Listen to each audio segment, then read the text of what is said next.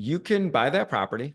You can for the next 10 years, take all the net rental income and put it in your pocket. You don't have to pay your debt off, and you could pay no tax on any of that income. Yeah. Especially that. Does that sound good? Oh yeah, that sounds great. Okay, well, guess what? That's the worst case scenario with real estate. That's the worst case scenario if you're a passive investor, and even if you do a cost segregation study and you don't use the entire deduction year one, 10 years of cash flow is, especially at that marginal tax rate, is really attractive. Are you looking to achieve massive success in your life without dealing with costly investment nightmares? If yes, then this is the podcast for you. Here, we provide engineers and busy professionals all the secrets and strategies to create multiple streams of income, build generational wealth, and live a meaningful life by design. Here's your host, Ted Patel. Hey everyone, this is Ted Patel, and welcome to this week's edition of Decoding Cash Flow podcast. I'm here with Chris Picciurro. Chris is highly respected expert in US-based tax planning and strategy for real estate investor. He's also host of Teaching Tax Flow podcast. Chris is a passionate investor who is dedicated to help taxpayers reduce their taxes over time. And just like many of us, he also believes that keeping most of what you earn is absolutely essential for our business and for being a real estate investor. So Chris, welcome to Decoding Cash Flow. It's my pleasure to be here. I truly appreciate it, and I've enjoyed some of your episodes. I know some of the other guests that have been on these episodes, so it's an honor to be on this. Ted, I really appreciate this. I don't take it for granted. Yes, I am a co-host of a podcast each week too, also, and then we have a bi-monthly or semi-monthly podcast just for tax professionals. That if anyone listened to it, you get a free continuing education credit if you're a CPA or an enrolled agent, but if you're not, you might get really bored. But it talks about, it's more technical. It's very technical and talks about practice management and that sort of stuff. But yeah, I'm really excited to be on this podcast. And, I've spent the last 20 plus years being a CPA, the last decade of that, really focusing on niching down into real estate, working with real estate investors in everywhere from buying their first property or potentially accidental landlords, all the way to the majority of our private CPA firm clients now are full-time real estate investors. They might be syndicators, flippers, wholesalers. We've got a slew of different people that we work with. But the theme is that we want to, and what I spend my time doing is legally and ethically reducing the tax someone pays in their lifetime. And that is accomplished through tax planning and strategy. And unfortunately, and this is according to Intuit, a survey they did about a year or so ago, only 18% of tax pros lead with tax planning and strategy. So we want to talk today about some of the common tax strategies someone can utilize in their real estate journey, from buying all the way through that holding period to that selling period. Because I've spent so much time doing tax planning and strategy, working with clients, we've developed some proprietary systems that we have IP on, and it's just been a blast. But it's confusing for people when it comes to tax planning, because a lot of taxpayers don't understand that tax planning is a complement to tax preparation. So if you want to think about real estate, tax planning is a verb, not a noun. So when you think about real estate transaction, so if you're a realtor or you're really transactional, that's kind of like a tax return preparation. You sell a property, that property is gone, that tax return's gone. And, hopefully you don't get audited, but if you do, then you do. Where tax planning and strategy is more like property management. It's an ongoing process. And so through working in tax planning and strategy, I just started diving into it and developed a system for it. That system didn't have a name at the time. It was just something I created. And then through the way I explain things to clients, and I'm going to talk about that today, is that they got it. They're like, oh, okay, I understand tax planning and strategy now. And one thing, because I love the name of the show, Decoding Cash Flow. Real estate investors specifically understand cash flow, right? That's a lot of the terms we use, like cash on cash return or ROI, or they get cash flow. Well, they don't understand taxes, and they don't understand tax flow. So tax flow is a name I think I created it. I don't know. It's not in Wikipedia or anything. At least we have some trademarks on it. Yeah, I know, right? The tax flow, cash flow sounds resonates. Yeah. So tax flow is simply the tax benefit or the tax burden of all of your financial decisions. Yeah. So to foreshadow a little bit, there's a tax difference between flipping a property, burring a property, or holding and 1031 exchanging a property. They all have different tax benefits. They all have different, tax consequences.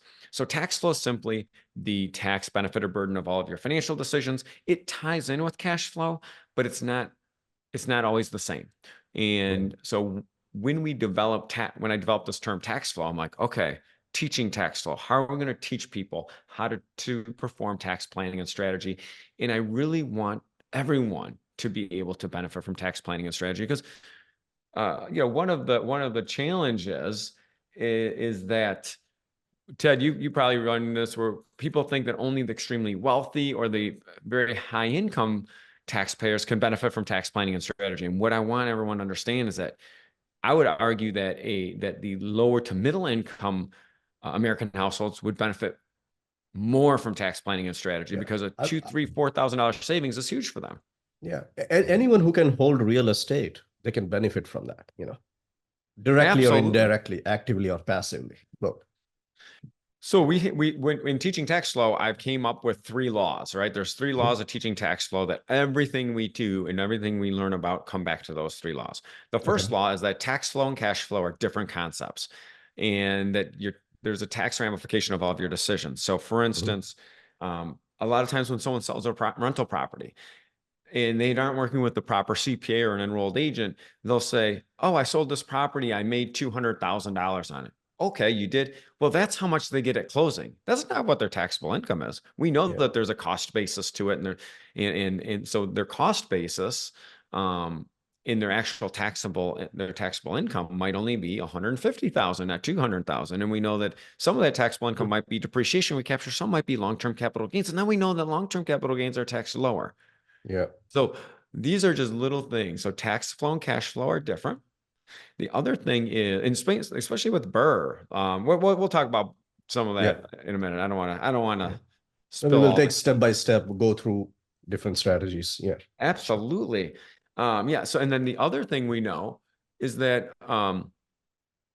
tax agencies are our involuntary business partner. So I am lucky. I live in the state of Tennessee. We don't have any personal income tax. I used to live in the Detroit area for my first 40 years of my life.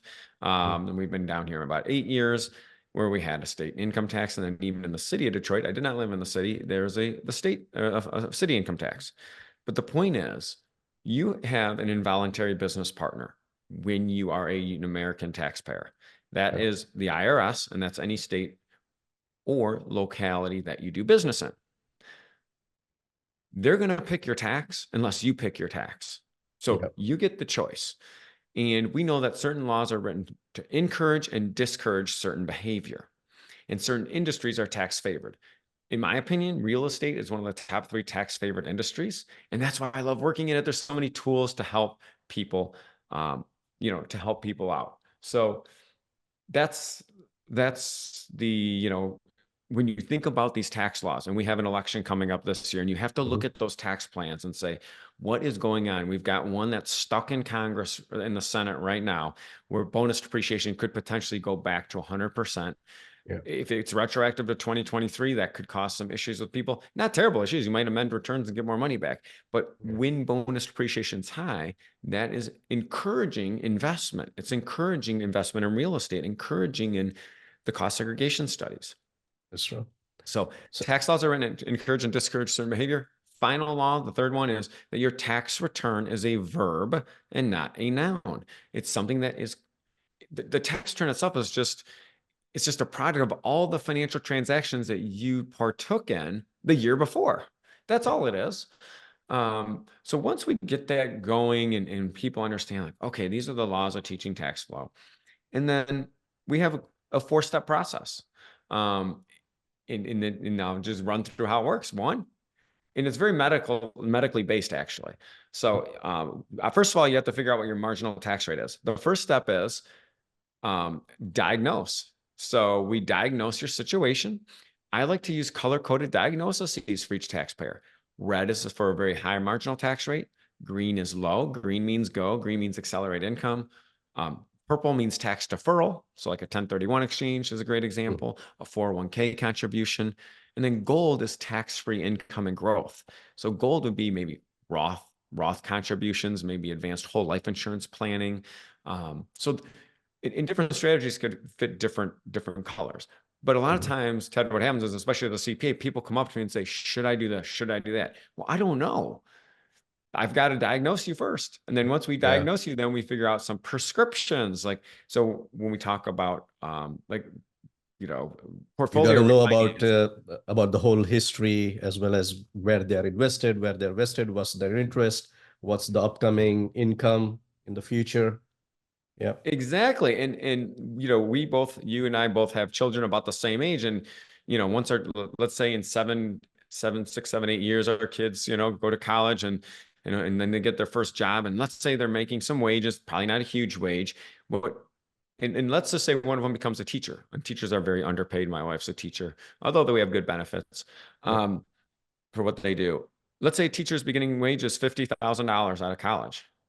I see too many times where that teacher is told, put money into retirement. I'm not saying that's bad, but they're putting money into their 403B tax deferred when they're like in a 12% rate.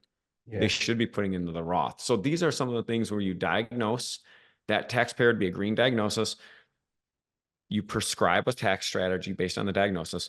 Then we have something called our IQ test, identify, quantify, and we say, okay, there's 4 tests. Does it make sense for that taxpayer? Do they have the liquidity?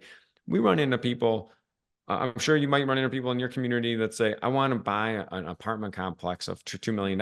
Okay, great. Do you have $800,000 to put down, or have you raised money? No. Well, okay, I'm sorry, you don't have the liquidity to deploy the strategy, right?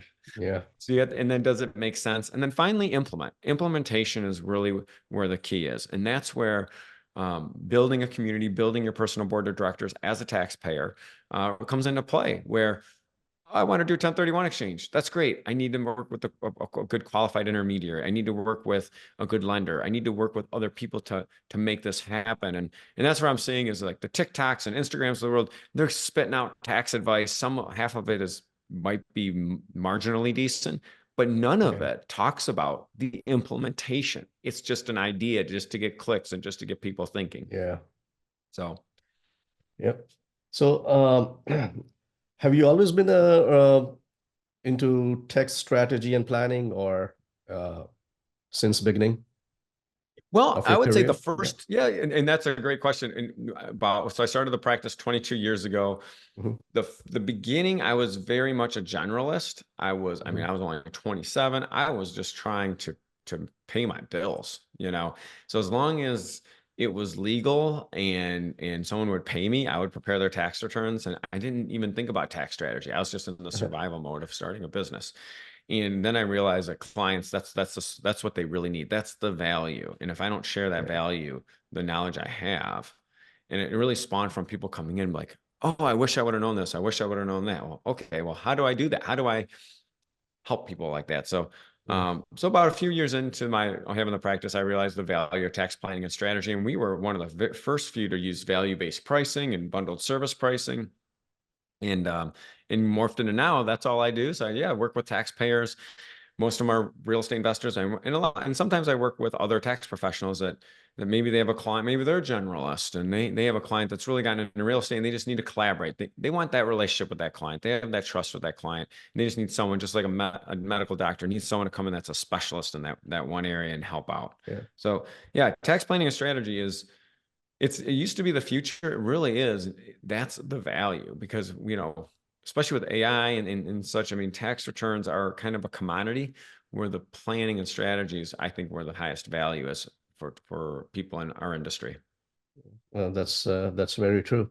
So let's dive deep into, how tax advantages can be leveraged in the real estate industry, right? So if you can just list down few strategies. We went through it. Of course, maybe we can dive deep into few of them, like the one you said, tax segregation, 1031 exchange. Any more tax strategies that you like to cover or talk about with regards specific to real estate industry? Absolutely. So I will start by just talking about there's a big tax advantage just for people that are getting started, just to buying your first property, just to buying your first home. Think about this. Your living expenses in general are not tax deductible. They're personal expenses. But if you own a property or a primary home, you could deduct your mortgage interest. You can deduct your property taxes. You can even rent that property out up to 2 weeks a year tax-free. It's called the Augusta rule. A lot of people might think, when would I ever do that? Well, there's a lot of people in college towns that are very populated, that if you're okay with people coming in 5 weekends a year and using your home, you can pocket a significant amount of money. So there are And it's tax advantages. 12,000 or 14,000 per year, right? Augusta rule? It's up to 14 days per 14. year. 14 days 14 at fair days a market year. value Yeah. rent. Yeah. Yes. Rent, 14 days. Yeah. And then I'll just finish on the personal side, and then definitely we're going to start talking about the business strategies. Yep. But on the personal side, you've got the deductibility of mortgage interest, property taxes. You've got the Augusta rule, what's called 280A. You have Section 121. Section 121 of the tax code is probably the best deal out there. That's the deal where if a property was your primary residence 2 of the last 5 years, and you sell it, you can, as you're married, make up to a $500,000 profit, single or unmarried, $250,000 profit, capital gains tax-free. Now, there's some limitations if you rented the property out or if you had some, but let's just say the normal situation where someone buys a property. Yeah. I want to tie that into one of our 3 laws of tax planning, or that tax laws are written to encourage, or rather tax that the tax agencies are your involuntary business partner. So you might say that's a really weird rule. Well, let's think about something. Let's say you live in Iowa and you decide to run for the House of Representatives and you win. You live in Des Moines, Iowa. You have to now go buy a property in Washington, D.C. to live in. It's extremely, extremely expensive. You live there for 2 years. You realize that you don't like politics, or you lose and you go back to Iowa. Well, since you bought a property in D.C. and lived there for 2 years, and sell it, guess what? You get a parting gift tax-free. So that law was really in there to help the people in the House of Representatives to sell their houses tax-free and that moved to DC. But we don't think about it like that. Yeah. So those are some of the advantages. So those are some of the advantages of just primary homestead, and building equity, in that property, and the ability for a step up in cost basis. So let's say someone buys a house, they raise their children in it. You're in New Jersey? New York? I'm in New Jersey. Okay. Very expensive area, I'm sure, right? And so let's say a home was $400,000 when our parents bought it, which actually that'd be kind of a lot of money for them. And now it's worth $1 million. Parents aren't necessarily wealthy. That's just what the house is worth. When they pass away and they live there their entire life, well, when we inherit it, get a step up in basis, meaning our cost basis is $1 million. I can go and sell that tax-free. So those are some of these tax strategies for just the person that's buying their first primary residence. We're not talking about most of the listeners that are really getting into the real estate business side of it. Yeah. Yes. So, and the other thing, you can also get the interest rate deduction, right, on your returns. Absolutely. So payments. Yeah. The mortgage interest is deductible, which is a huge benefit because rent is not deductible. Rent's a personal expense. So that's an advantage for just people that are just buying their first primary residence. So then you start talking about different types of tax strategies for different types of real estate investors. And really it comes down to how involved do you want to be with the real estate? Are you going to come in as a passive investor, or is this going to be something that you do full time? you know, as far as what the IRS looks at full time. Mhm. So, you know, when you're thinking about buying a property, and let's say you're buying a property as a rental property, the cool thing is we say tax laws are written to encourage and discourage certain behavior is rental income is taxed income from rental property is taxed as net income, not gross income. So like if you get an interest from the bank, from your bank account, that's gross income. You pay tax on all of it. Even if it costs you, you know, money to make that income, or if your W-2 wages, yes, you could put money away pre-tax, but you're paying tax on your gross W-2 wages. If you wanted to put more money away into retirement than the 401k allows, too bad, so sad, you pay tax on it. Well, the nice thing is rental income. You know, with rental income, you pay tax on your net income after depreciation deduction. Yeah. Depreciation after expenses, everything all together, right? Yeah. Exactly. And that's cash flow versus tax flow. So I'm sure there are a lot of investors out there that, you know, back before when interest rates are lower, we're always thinking about on the long-term rental 1% rule and saying, okay, well, I want to buy a property that nets me, let's say a property nets me $500, $600 per month in cash flow. That's cash flow. But because of the depreciation deduction, you probably don't pay any tax on that income, right? Because you might have a loss on your tax return that you could either deduct today, or it's a passive activity loss that carries forward. So that's the pretty good gig here. So buying the rental property, in general, it's very rare that someone pays tax on your net rental income. Yeah. And the other advantages is, right, once the value appreciate for the property, you can always refi, and there's no tax on the refinance. You know, that's tax free. Absolutely. Refis. And so that kind of ties in with a BRRRR method or just a portfolio refinance method. Because a lot of times when you're acquiring property, you're going to get a better deal by paying cash. So you can actually pull equity out of one of your other properties to acquire that property. I want to mention, this is kind of a rare tax strategy, but let's say, I'm going to paint a picture for you. Let's say you own a property, a primary residence, and you've had it for a long time. And let's say you have a home equity line of credit, and you take that home equity line of credit and you use it to buy a rental property. Well, you can actually elect to deduct the mortgage interest from the home equity line, even though that's a personal interest, against the rental income from the mortgage property using a 10T. T is in Thomas election. So that's another part of the tax, another nugget for people to consider. Let's say they, you know, because sometimes not everyone itemizes their deductions. So really it comes down to figuring out where on your tax return, legally and ethically, is the best place to deduct your expenses. Yeah, exactly. All right. And yeah, go ahead. Oh no, I'm just thinking, something just triggered too on, you know, thinking about buying and holding a property. We've done analysis and I have some content out there of just kind of comparing the difference between buying a property and buying stock, right? Because you kind of nailed it. The cool thing about, like, if you bought a share of stock, you get no deduction for that, right? Until you sell it. But you buy a property, you get to deduct the cost of it using depreciation.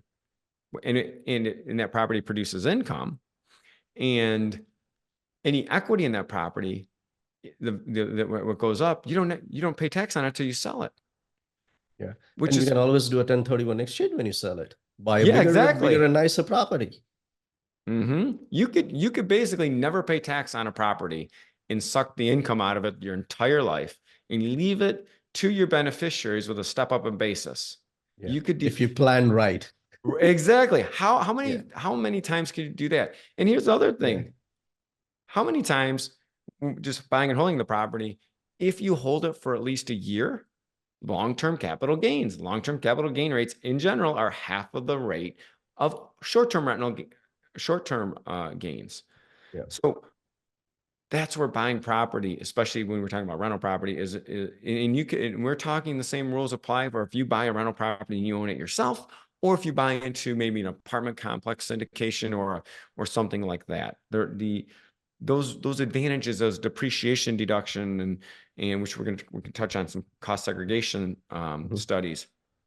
And those benefits ultimately flow either on your personal return as if you own the property, or not to get too technical, but on a Form K-1 if you are investing in a entity taxed as a partnership. So in short, what he said is, these all benefits, they can be taken advantage of regardless of you are an active investor or a passive investor. You can benefit from all these advantages.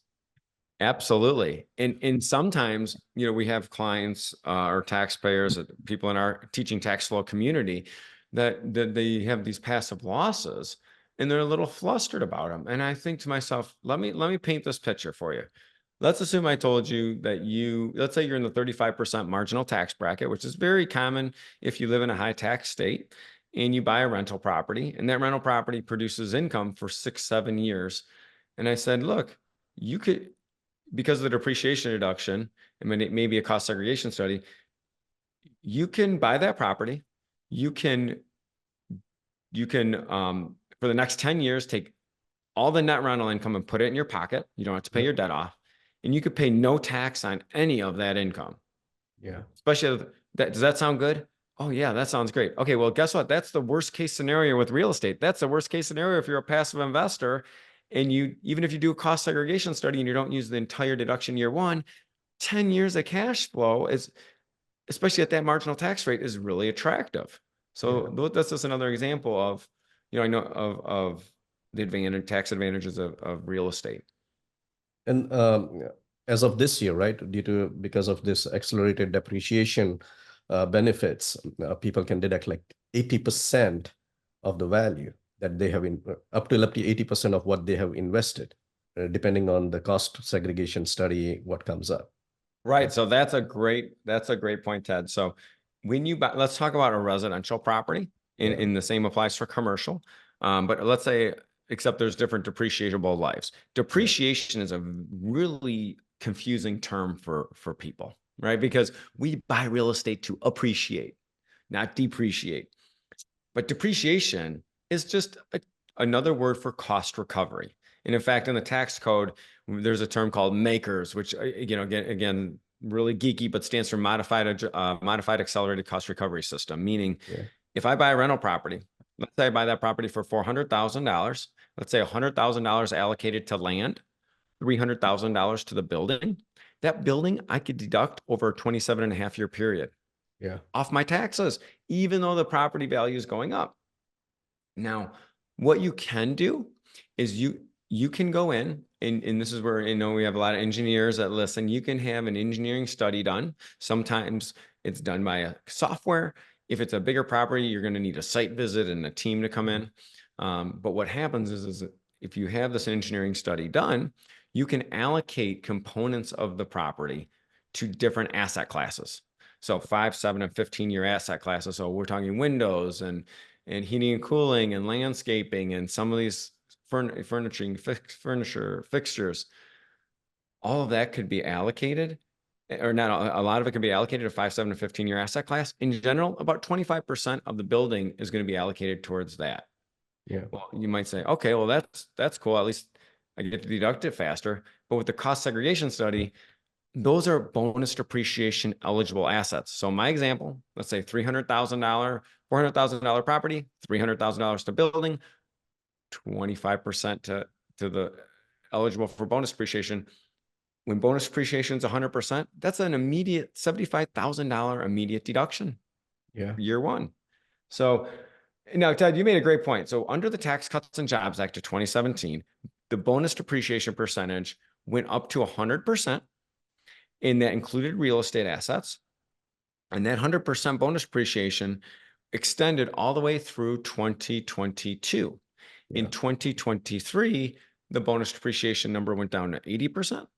In 24 here, it's at 40. 25 is going to be at 20. That being said, as the time of this recording, there's a piece of legislation called the Tax Relief for American Families and Workers Act of 2024 that would retroactively bring that bonus depreciation back to 100%. That'll be great.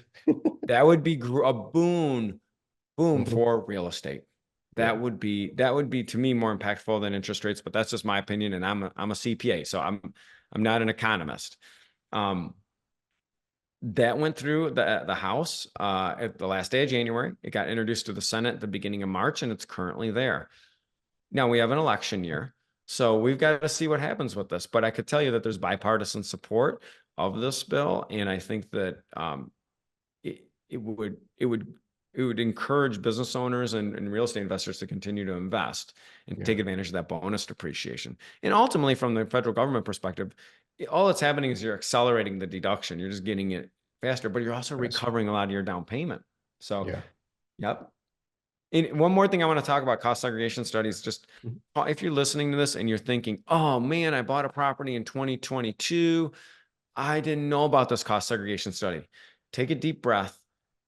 The good news is you could still run a cost segregation study for your property you bought in 2022, 2020, 2021, all those prior years. It's like the get out of jail free card that the IRS gives you. You can actually run a cost segregation study and count it on your 2024 tax return, even if you bought the property in 2020. And because bonus depreciation was 100% in 2020, you get that 100% deduction in 2024, even if bonus depreciation for assets put into service in 24 is only 40%. I know I'm getting really technical, so just consult your tax advisor, or we'll give out my information at the end here. Let me know. I'm happy to help guide you in the right direction. From a technical standpoint, that's a change of accounting method. That's you would file a form 3115 and you would make a 481A election. Again, very technical. But I don't want people to think they missed out, Ted. Yeah. So that is a way to, get that back, if you missed out on taking advantage of that bonus depreciation back in before 2022. Absolutely. You could, we've had clients that purchased property 10 years ago. So especially on the commercial side, commercial property is written off or deducted over 39 years. So we've had clients that bought a property 15 years ago that still do a cost segregation today, because that 15-year asset class, 5 and 7, should have all been deducted already. And it's been like this slow turtle of 1/39th deduction every year. So a lot of times, Ted, when we are working on tax planning, sometimes you intentionally don't do the cost seg study the year you put the asset into service, because what I'm trying to do legally and ethically reduce the tax you pay in your lifetime. I'm looking for the year that I'm going to get the best bang for my dollar with the cost seg study. So if I'm a real estate investor and I didn't close a lot of deals in 23, but 24, I've got this deal pending, I'm not going to do a 1031 exchange, and I'm going to have a huge tax bill, I'm going to do the cost seg. Or one more thing on this, because I get excited about this, as you could probably tell. One more thing you could do is, I call it the poor man's 1031 exchange. Let's say you sold the property at a huge gain and you're a full-time real estate investor, and you didn't do the 1031 exchange, and you're kicking yourself. The first thing I'm going to do is I'm going to look at your tax return, and I'm going to find, is there another property I could do a cost seg study on to basically offset the 1031 exchange in the same year? So if you're listening and you have multiple properties, that's a great advice. Think about this. That's a great advice. Yeah. Well, thank you. Yeah. Because there are many people sometimes that miss out on 1031 exchange. So how to get back, how to take advantage or maybe recoup the money that they are going to pay in the capital gain taxes for. Absolutely. That's the key. The key is using these strategies. My favorite sport is baseball, but football is a good analogy. We talk about diagnose, prescribe, and our process. But it comes down to the down and distance. If it's 4th down and 1, you're typically not going to throw a ball 40 yards down the field. Yeah. If it's 2nd and 1, take a chance at it, right? So you've got to read the defense. The IRS is your defense, and guess what? We have their playbook. They have to. And they don't have ours until they come and find it.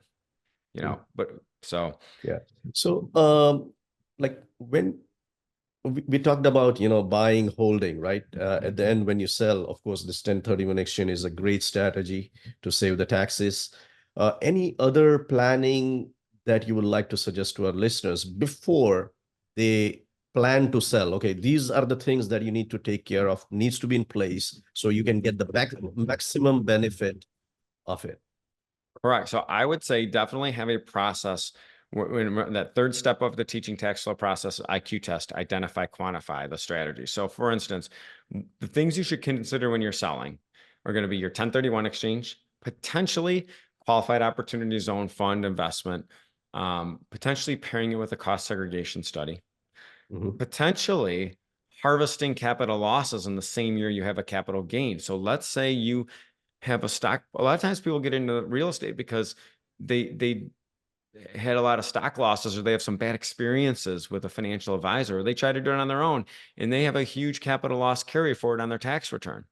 So there's times when I say, wait a second, you don't have to do a 1031 exchange. You're not going to pay tax on this gain anyway, because you have capital losses somewhere else on your tax return, or maybe passive activity losses on your tax return that offset it. So the steps should be: figure out your marginal tax rate. Before you before you complete a transaction, really talk to a tax professional about what are the ramifications of that decision if I go through with it. Opening a 1031 exchange is pretty inexpensive and at least buys you a lot of time. So that's a positive. Other options might be, if you're selling property, consider, we talked about capital gain rates being really low for long-term gains.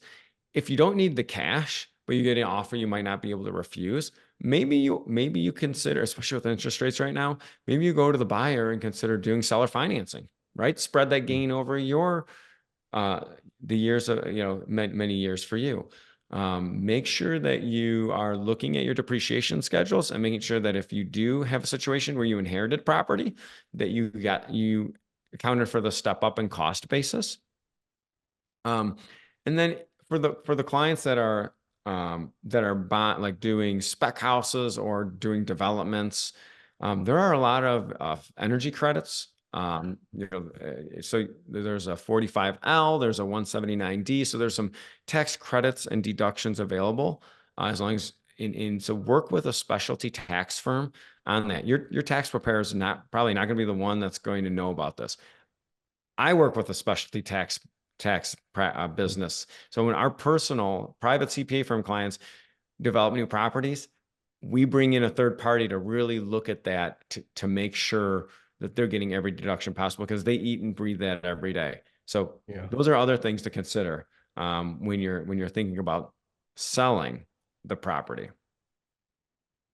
Okay. All right. Chris, I'm loving this conversation, but just want to be mindful of your time also, So before we jump onto the final round of question, is there any other tax strategy or plan that you want to speak to and, provide the information to our listeners?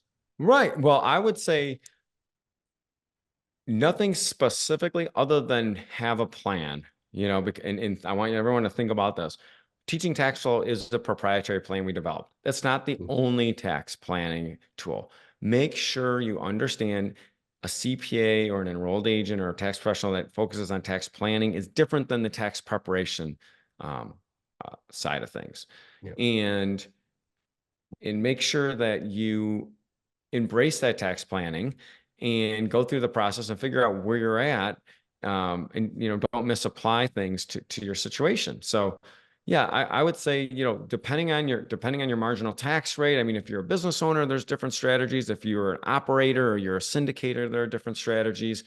Understanding that, here's the bottom line: you pick your tax, and if you don't, the IRS picks your tax. It's up to you to decide.